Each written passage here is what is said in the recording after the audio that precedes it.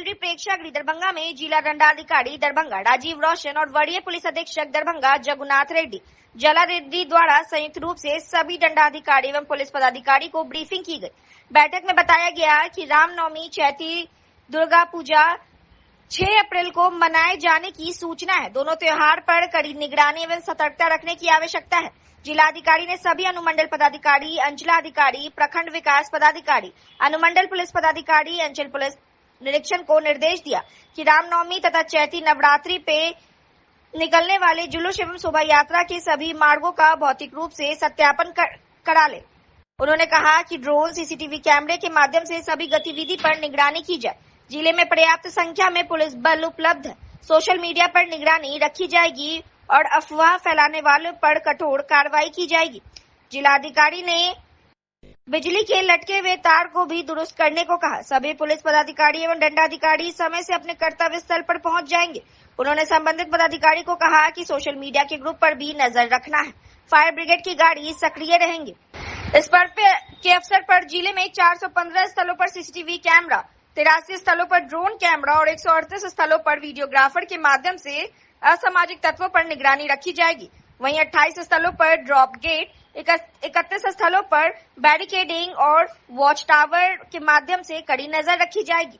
रामनवमी एवं चैती दुर्गा पूजा के मौके पर 6 अप्रैल से 7 अप्रैल तक दरभंगा समाहरणालय में जिला नियंत्रण कक्ष 24 घंटे कार्यरत रहेगा, जिसका नंबर है 062722400600। बैठक में उप विकास आयुक्त चित्रगुप्त कुमार, नगर पुलिस अधीक्षक अशोक कुमार चौधरी, अपर समाहर्ता विधि व्यवस्था राकेश रंजन, उप निदेशक जनसंपर्क सत्येंद्र प्रसाद, जिला भू अर्जन पदाधिकारी बालेश्वर प्रसाद, अनुमंडल पदाधिकारी सदर विकास कुमार, अनुमंडल पुलिस पदाधिकारी अमित कुमार एवं आदि संबंधित पदाधिकारी उपस्थित थे। और बाकी जो अन्य त्योहार हैं इसके संदर्भ में दंडाधिकारियों की और पुलिस पदाधिकारियों की संयुक्त ब्रीफिंग की गई है। स्पष्ट रूप से बताया गया है कि जितने भी हमारे रूट है उसका सत्यापन कर लेना है। उस रूट में जितने भी हमारे धार्मिक स्थल हैं या जो घर है उसका भी सत्यापन करके ये सुनिश्चित किया जाएगा कि कोई भी आपत्तिजनक सामग्री कहीं पर कोई लोग नहीं रखे हों। ड्रोन के माध्यम से, सीसीटीवी कैमरा के माध्यम से और ऊंचे घरों पर हम लोग पुलिस और मजिस्ट्रेट की प्रतिनियुक्ति करके भी लगातार निगरानी रखेंगे। जैसा कि वरीय पुलिस अधीक्षक दरभंगा के द्वारा बताया गया है कि सोशल मीडिया पे, अफवाह पे हम लोग निगरानी रख रहे हैं। मैं जिले के सभी लोगों से निवेदन करता हूं, अनुरोध करता हूं कि शांति से हम लोग रामनवमी और अन्य त्योहारों को मनाएं, संपन्न करें। अगर किसी को भी कहीं पे भी किसी प्रकार की सूचना मिलती है कि कुछ लोग, कोई भी लोग उपद्रव या असामाजिक गतिविधि करने के लिए कार्य कर रहे हैं तो वो मुझे भी व्हाट्सएप कर सकते हैं, वरीय पुलिस अधीक्षक को भी व्हाट्सएप कर सकते हैं। हमारे सभी पदाधिकारी, सभी पुलिस के लोग पर्याप्त संख्या में हमारे पास बल उपलब्ध है। हम लोग गश्ती भी कर रहे हैं और हर जगह निगरानी कर रहे हैं।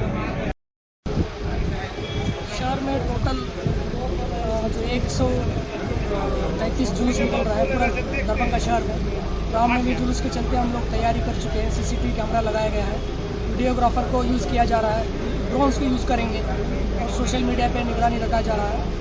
और हम लोग लगभग 15 बाइक क्यूआरटी दिया गया है, 7 सेक्टर पदाधिकारी बनाए गए हैं और उसके साथ मजिस्ट्रेट फोर्स दिया गया है।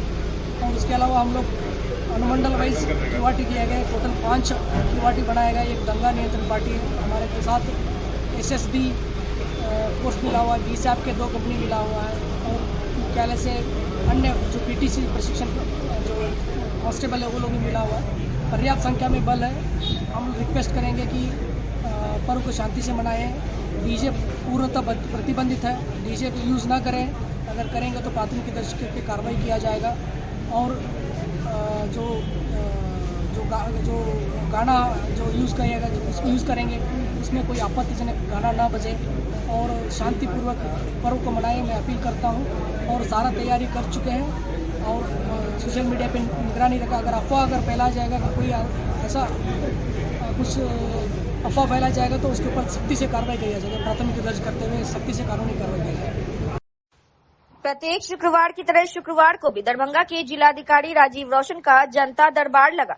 दरभंगा जिले के विभिन्न प्रखंडों से अच्छी संख्या में शुक्रवार को फरियादी पहुंचे हुए थे। दरभंगा के जिलाधिकारी राजीव रोशन का हर एक शुक्रवार को जनता दरबार लगता है। इसके लिए फरियादियों को पहले से ही ऑनलाइन आवेदन करना पड़ता है, फिर उसके बाद जिलाधिकारी के कार्यालय पर पहुंचते हैं और इस शुक्रवार को दर्जनों की संख्या में फरियादी पहुंचे हुए थे। वहीं पहुंचे हुए जिलाधिकारी के जनता दरबार में कई फरियादियों से हमने बात की, तो किसी की प्रधानमंत्री आवास योजना की आवश्यकता थी, तो किसी का जमीनी विवाद। अलग अलग क्षेत्र से आए हुए कई फरियादियों से हमने बात की, क्या कुछ कहा उन्होंने हम आपको सुना रहे हैं। खुदार है, आप तो कई बार आपसे संपर्क हुए हैं, लेकिन हमारा काम तो जस का था। तो क्या दिक्कत है, क्या चाह रहे हैं? प्रधानमंत्री आवास योजना संबंधित अभी तक बच्चे मुख्यमंत्री नीतीश कुमार जी केंद्र सरकार मैसेज भेजे हैं, डायरी पर लिखा हुआ, फिर भी अभी तक जो है सो वंचित है। प्रधानमंत्री आवास योजना नहीं मिला अभी तक। 30 महीना करीब अभी से आते जाते हैं। प्रत्येक जनता दरबार में कभी कहाँ दिए थे नहीं रहे। आवेदन कहाँ दिए थे? कम सुनते जिला में डीएम साहब के पास थे, गोड़ा बोड़म वही आवेदन किए थे जी। हाँ, वहाँ से करते करते थक गए तो जिला में दिए। अच्छा, और जिला में करते करते थक गए तो पटना को भेजे। क्या कहा जा रहा है? जी, यही कहा जा रहा है कि वहाँ से फिर नाम जुड़काएगा तब मिले। इतना दिन से 30 महीना हो गया, नामों जुड़ 30 महीना से अभी हम आते जाते हैं। तो काफी दिक्कत हो रहा है। ऊपर से धूप पे चल रहा है, बहुत कठिनाई हो रहा है। धूप के मारे बुआते फिरते रह रहे, बारिश आता है तो इधर से उधर जाते हैं, इधर से उधर जाते हैं। हम सरकार और रखे हुए हैं। प्रधानमंत्री आवास योजना, इंदिरा आवास भी नहीं मिला, कोई भी आवास योजना तक हमको नहीं मिला। बहुत दिक्कत उतना की वो स्पॉट पर जाकर डीएम साहब खुद देख लेंगे तो औरत है। क्या नाम हुआ आपका? नाम दुखा पोदार। कहाँ से आए हैं? कुमई भुलौन पंचायत से, कुमई से। प्रखंड गोड़ा बोड़म डीटीसी से। आप इससे पहले भी यहाँ आए थे जनता दरबार में? हाँ, पहले भी आए थे, 1 महीना पहले भी आए हुए, 3 तारीख को ना। अभी तक दिक्कत क्या दिक्कत है? लेबर ऑफिस का काम है। अच्छा, में दुर्घटना हुई जो बिहार सरकार देती आज तक नहीं। किस तरह का दुर्घटना हुआ था? मोटरसाइकिल। अच्छा, तो इसमें क्या चाह रहे हैं यहाँ? जो बिहार सरकार का जो लाभ है नहीं मिला, देश होने पर लेबर कार्ड बना हुआ, कोई ऐसा योजना आज तक नहीं मिल पाई। इसलिए डीएम साहब सहायता राशि के लिए आए। दुर्घटना मोटरसाइकिल से हो गया, मोटरसाइकिल से दुर्घटना। अच्छा, कहाँ हुआ था? 2018 में हुआ था। हमने आवेदन लगाया 19 में, जबकि चलने फिरने वाले हुए। कहाँ दिए थे आवेदन? आवेदन श्रम साधन विभाग। अच्छा, तो अभी तक क्या कहा जा रहा है? बस होगा 5-4 साल से कहा होगा, अभी तक नहीं लाभ मिल पाया। आप क्या चाह रहे हैं? हाँ, जो राशि दुर्घटना होता है लाभ दे सकता। आवेदन दिए कितना? 19 में आवेदन दिए। 23 में दिए थे? 2019 24 तारीख को दिए। क्या नाम हुआ आपका? मोतीउर रहमान। कहाँ से आए? कादराबाद रोहेलागंज से आए। थाना क्षेत्र कौन सा हुआ? विश्वविद्यालय यूनिवर्सिटी हुआ। एगो लाइन अथी छल बॉल, एगो मीटर छल। पहले हमर से घर वाला छल तऽ मरि गेल, डेट भऽ गेल। आ जान के हम सदा छी मुसहर। की दिक्कत भेलै? हमरा दिया एगो बिजली बिल, हमरा एगो बॉल जरे वाला बिजली नहीं थे अहाँके घर में? नहीं, गरीबी दिया। कहियो नहीं लगले बिजली लागल छलै, जब लागल छलै से मरि गेलै तऽ हमरा पाइ मांगे तऽ हम ककर कमाई देबै? काट देलकै घर? हाँ, घर ने काटि देलकै। कहिया कटले बिजली? परसुए 4 दिन काटि देलकै। कितने बिल छलै बकाया? 3000 अथी 3 कितने दिन तो कहलकै कितने महीना? 30,000। कितने महीना से नहीं जमा करते थे?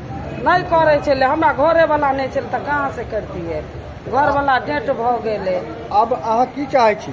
आब हमरा गरीबी दिया से हम गरीबी ने एगो हमरा बॉल जे जरत, हम केकर कमाई लऽ के हम बिल भरब? तऽ हमरा गरीबी एगो बॉल दिया। कत्तो घर भेलै? गाँव महापारा, उगरा पंचायत, थाना बहादुरपुर ब्लॉक। की नाम भेलै अहाँके? राजकुमारी देवी। पति के नाम? छोटे सा दे। हाँ, अतै कऽ ले जाइ छै कह के पास 2 साल से आते हैं। क्या दिक्कत है? हमारा इंटरकास्ट मेरे शादी हुआ, समाज वाले से बहुत ज़्यादा दिक्कत है। सर से यहाँ सहायता के लिए आते, लेकिन सर किस तरह का सहायता चाह रहे हैं? बस वही जो गांव समाज नहीं रहने देता है, इसी सब पैसा तो अभी किनके यहाँ है जनता दरबार में? डीएम साहब के यहाँ। क्या चाह रहे हैं आप? हमको समाज में रहने दिया जाए, न्याय मिले। क्या कह रहे हैं समाज के लोग आपको? बोलेंगे कि हमारे लिए जो है रहने दें यहाँ पर स्थिर से। हम तो किए हैं, लेकिन अब दूसरे को हम मना करेंगे कि न करें, तो इसमें जितना कोई अफसर सुनता नहीं है और जितना इसमें झेलना पड़ा जो हम नहीं जानते। कहाँ से आया? घर कहाँ हुआ? सिंगवाड़ा कटासा। क्या नाम हुआ आपका? नवीन कुमार यादव।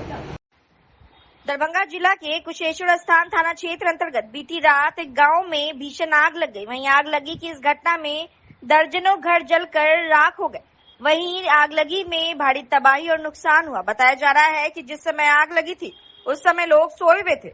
आधी रात के बाद यह दुर्घटना हुई। वहीं आग लगी की घटना से भारी नुकसान हो गया। तमाम घटना के संबंध में जो जानकारी लोगों से मिली है उसके अनुसार दरभंगा जिले के कुशेश्वर स्थान थाना क्षेत्र के भटवन और मधुबन गांव में बीती रात के करीब 1 बजे भीषण आग लगी की घटना में लोगों की माने तो करीब 60 घर जलकर खाक हो गए। घटना की जानकारी मिलते ही बिहार अग्निशमन विभाग की टीम आग बुझाने में लग गई थी। करीब 5 घंटे मशक्कत के बाद पूरी तरीके से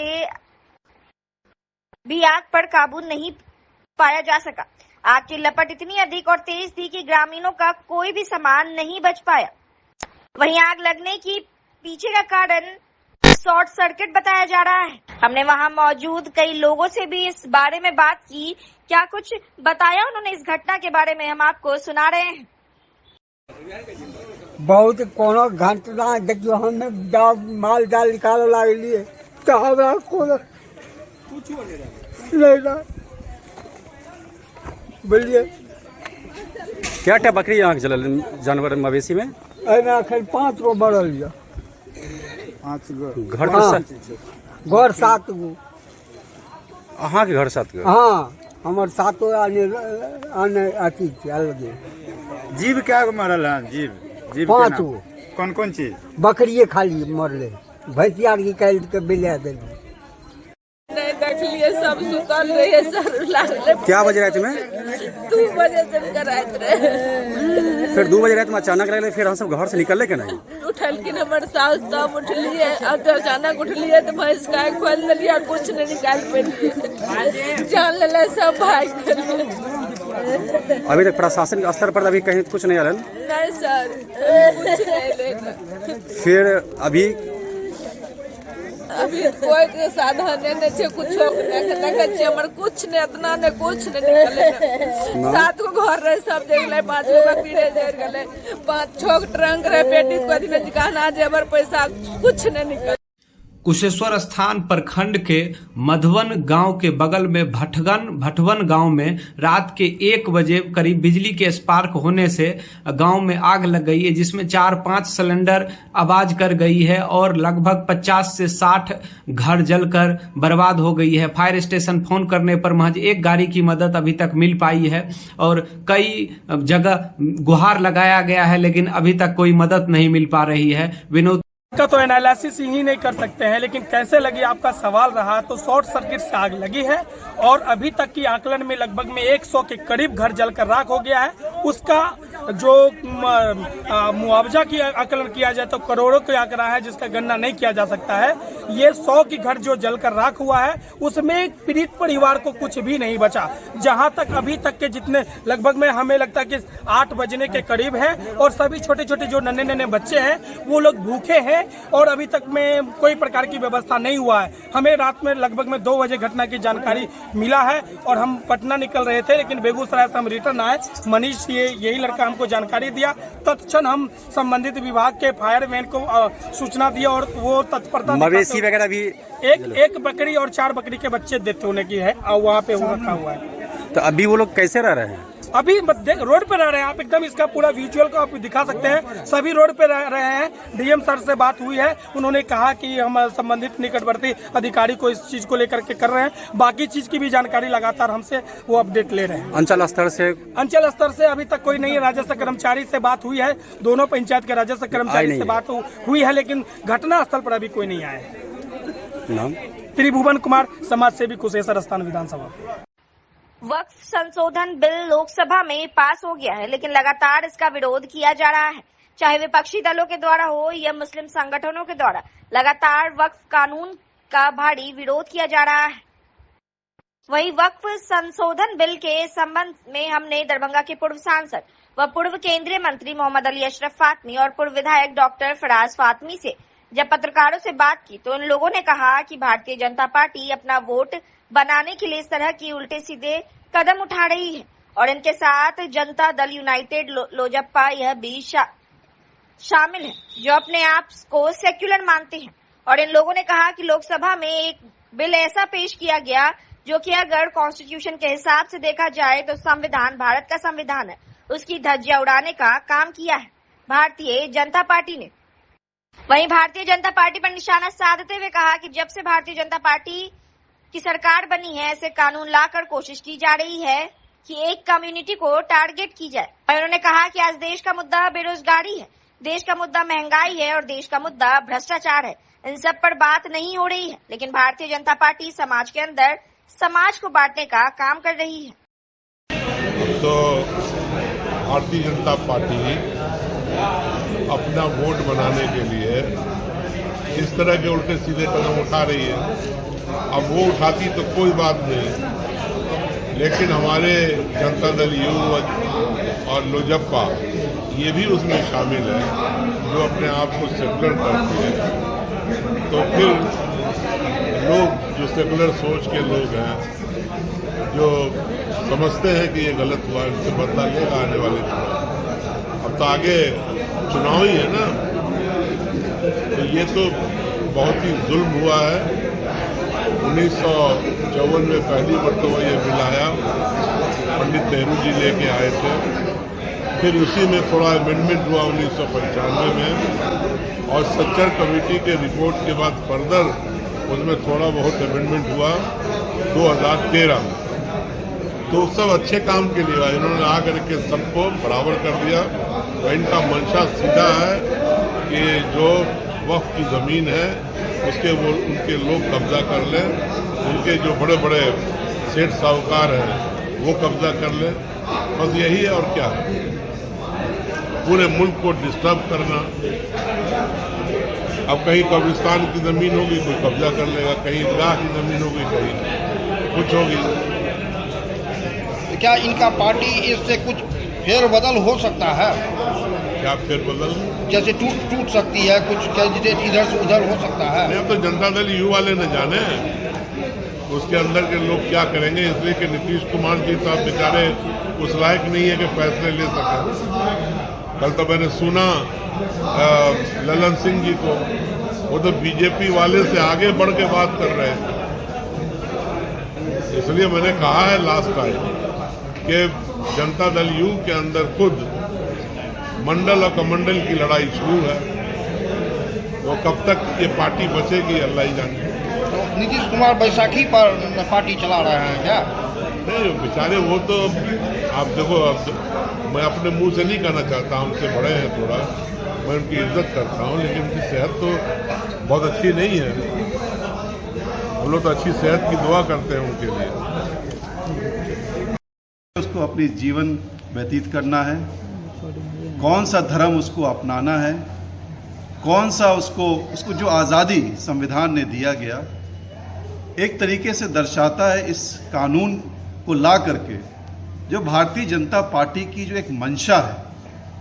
और ये जब से उसकी सरकार बनी, ऐसे कानून समझिए जो लाया जा रहा है, एक कोशिश की जा रही है कम्युनिटी को टारगेट करने की, एक कम्युनिटी को परेशान करने के लिए।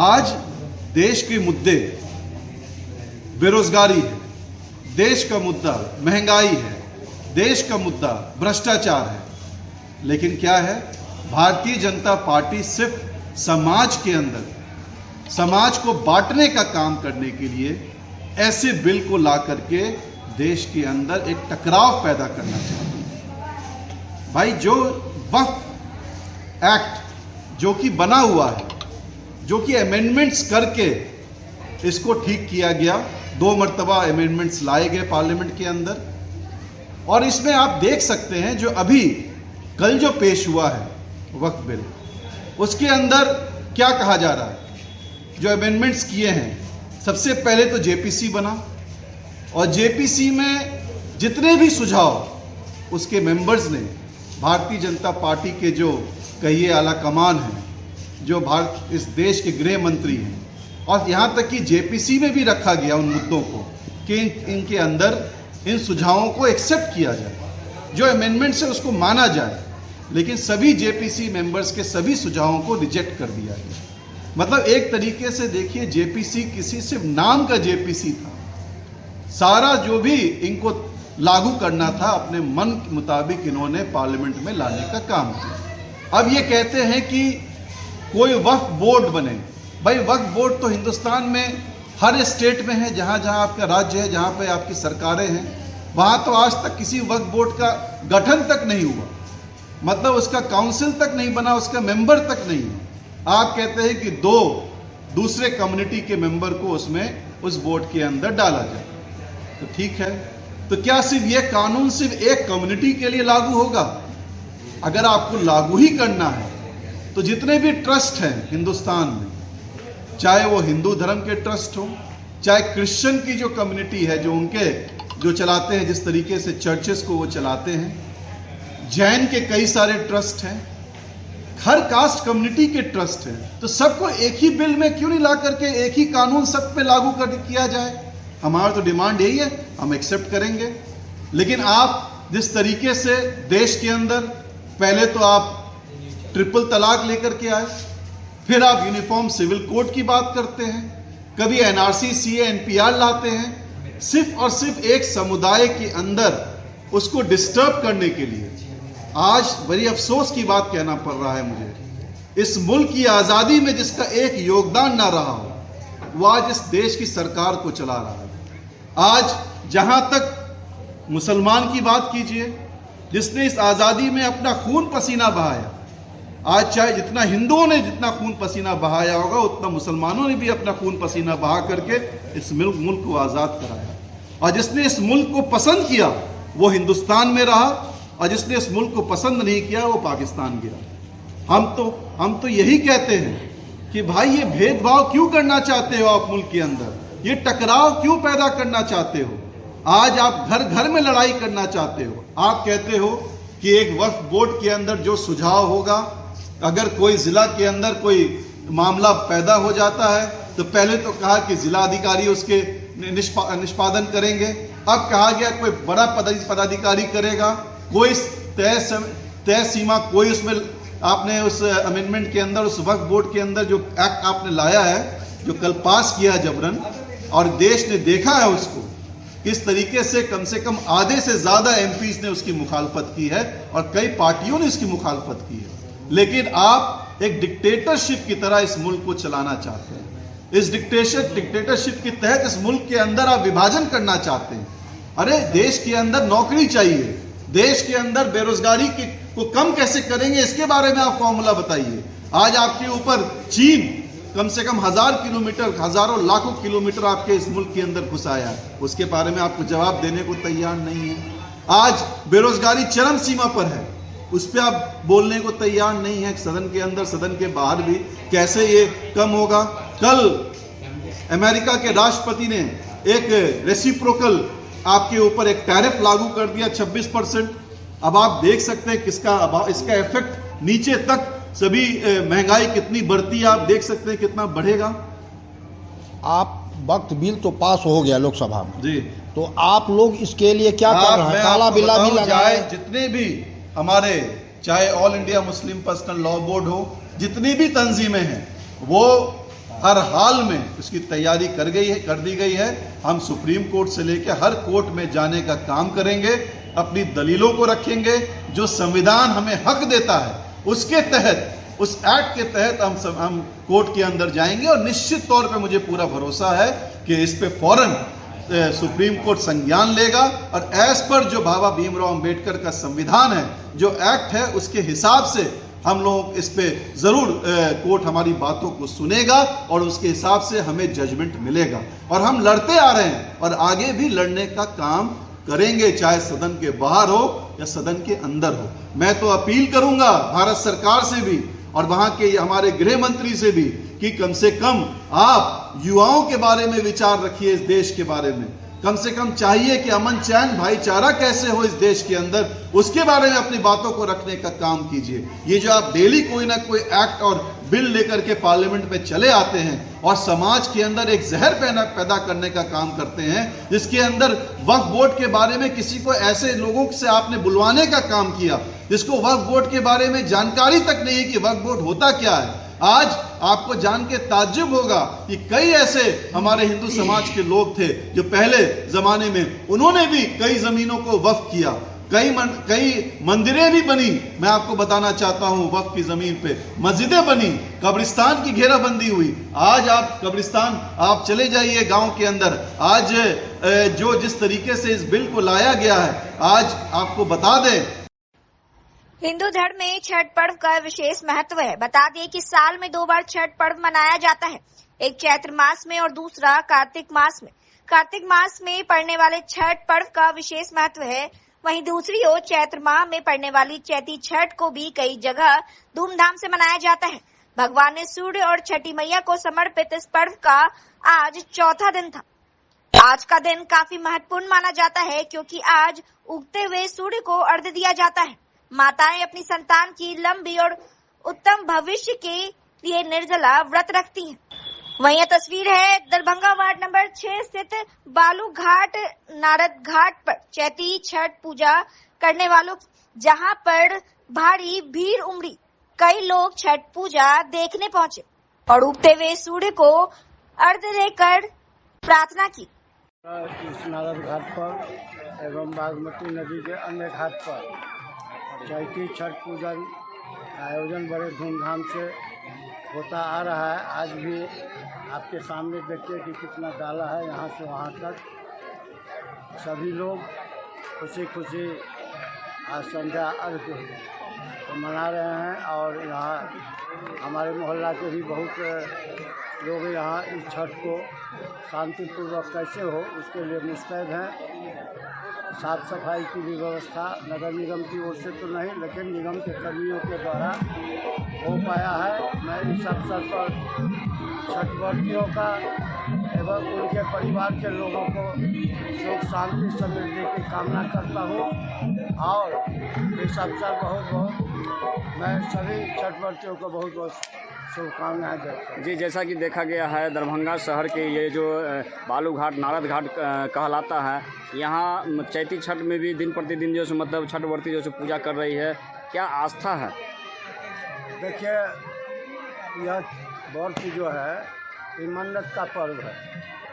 बहुत माताएं बहनें जिनको मुराद पूरी होती है वह इस व्रत को रखती है और दिनों दिन माँ छठी जी का प्रति आस्था बढ़ रहा है लोगों को। और अपने अपने हिसाब से वैसा उत्साह तो नहीं जो कार्तिक मास में होता है, लेकिन फिर भी इस समय जो छठ होता है बहुत कठिन व्रत रखते हैं लोग, क्योंकि दिन भी बड़ा होता है, गर्मी का भी मौसम रहता है।